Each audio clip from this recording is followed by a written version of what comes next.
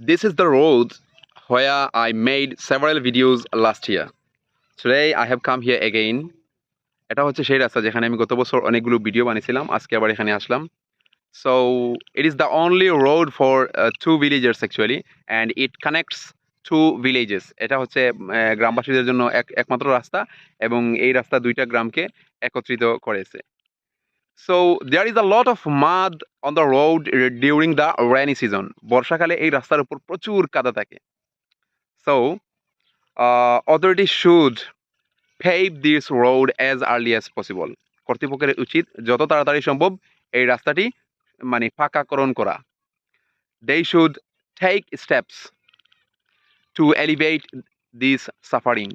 দুর্ভোগ নিরসনের জন্য কর্তৃপক্ষের পদক্ষেপ নেওয়া উচিত।